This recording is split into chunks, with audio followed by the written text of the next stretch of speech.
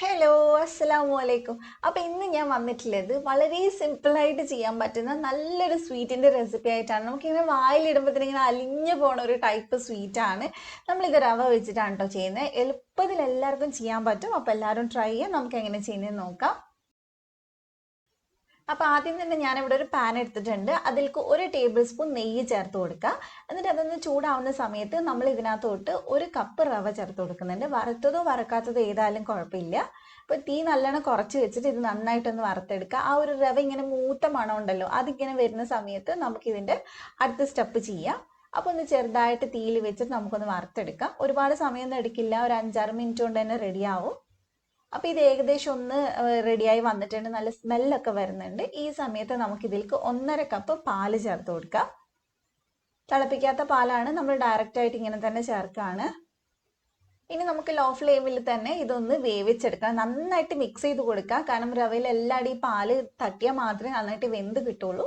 അപ്പോൾ പെട്ടെന്ന് നമുക്കിതൊന്ന് മിക്സ് ചെയ്തെടുക്കാം. ഫ്ലെയിം കൂട്ടണ്ട, ലോ ഫ്ലെയിമിൽ തന്നെ വെച്ചാൽ മതി. പെട്ടെന്ന് തന്നെ റവ ഈ പാലൊന്ന് കുടിച്ചിട്ട് പെട്ടെന്ന് കുറുകി വരും. ഇത് ഞാൻ ഇതിലേക്ക് 1 നുള്ളു മഞ്ഞൾപ്പൊടി ഇടുന്നുണ്ട്. നിങ്ങൾക്ക് വേണമെങ്കിൽ യെല്ലോ ഫുഡ് കളർ ചേർത്ത് കൊടുക്കാം. ഞാൻ അതിന് പകരം മഞ്ഞൾപ്പൊടി ഇട്ടെന്നേലും ടേസ്റ്റ് ഒന്നും വരുമൊന്നുമില്ല. അപ്പോൾ നന്നായിട്ട് നമ്മളിതിങ്ങനെ വറ്റി തുടങ്ങിയിട്ടുണ്ട്. ഇത്രയും നേരം കൂടി എടുക്കും. എന്നിട്ട് ഈ പാനിൽ നിന്ന് ഇങ്ങനെ വിട്ട് വരുന്ന പരുവാണ് നമുക്ക് വേണ്ടത്. അപ്പോൾ കണ്ടില്ലേ, ഏകദേശം ഈ ഒരു പരുവം. ഇത്രയും കൂടി നമുക്കൊന്ന് വെക്കാം. നന്നായിട്ട് പാനിൽ നിന്ന് വിട്ടിട്ട് ഇങ്ങനെ ബോൾ പോലെ ആയിട്ട് വരണം നമ്മളിങ്ങനെ ഇളക്കണ സമയത്ത്.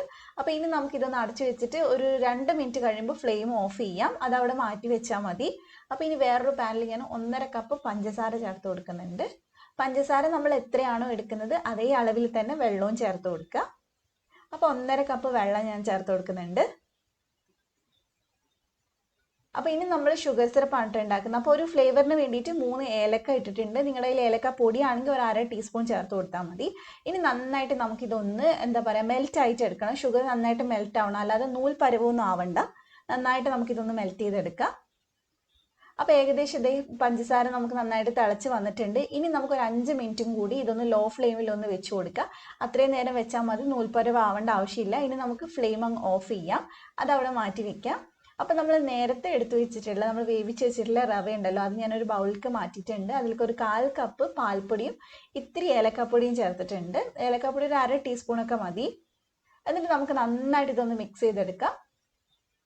ഒരുപാട് നേരം റവ ഇങ്ങനെ റെസ്റ്റ് ചെയ്യാൻ വെക്കരുത്. ഒരു 10 മിനിറ്റ് കൊണ്ടൊക്കെ നമുക്ക് എന്തായാലും ഇതൊന്ന് മിക്സ് ചെയ്തെടുക്കണം, ഇല്ല ഭയങ്കര ഹാർഡായി പോവും.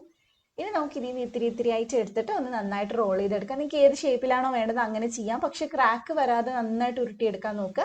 നമ്മൾ നന്നായിട്ട് കുഴയ്ക്കുമ്പോഴാണ് ക്രാക്ക് വരാണ്ട് നമുക്ക് കിട്ടുക. അപ്പോൾ ഈ ഒരു പരുവത്തിൽ കിട്ടണം.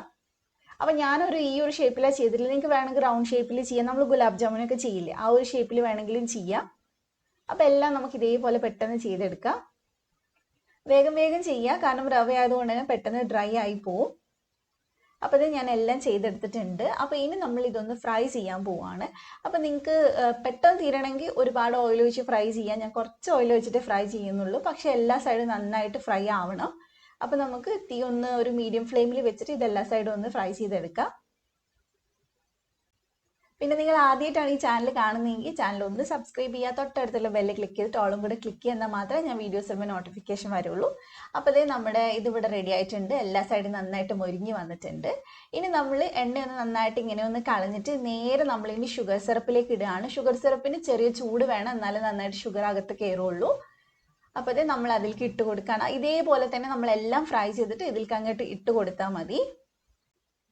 അപ്പോൾ നമ്മളെല്ലാം ഫ്രൈ ചെയ്ത് ഇതിലേക്ക് ഇട്ടിട്ടുണ്ട്. ഇനി ജസ്റ്റ് ഒന്ന് മിക്സ് ചെയ്ത് കൊടുക്കാം, മേലയിലൊക്കെ ഒന്ന് പഞ്ചസാര പിടിക്കാനാണ്. അപ്പോൾ ഇനി നമ്മൾ ഇത് അടച്ച് വെച്ചിട്ട് ഒരു 2 മണിക്കൂറെങ്കിലും മാറ്റി വെക്കുക. എന്നാലേ ഉള്ളിലേക്ക് നന്നായിട്ട് പഞ്ചസാര പിടിക്കുകയുള്ളൂ. കാരണം നമ്മൾ അതിലേക്ക് മധുരം ഒന്നും ചേർത്തിട്ടില്ല. ഈ പഞ്ചസാര ഇതിലേക്ക് പിടിച്ചിട്ട് വേണം മധുരമൊക്കെ കിട്ടാനായിട്ട്. അപ്പോൾ ഇത് ഏകദേശം നമ്മളൊരു 2 മണിക്കൂർ മാറ്റി വെച്ചിട്ടുണ്ട്. ഇപ്പം നല്ല പോലെ അടിപൊളിയായിട്ടുണ്ട്.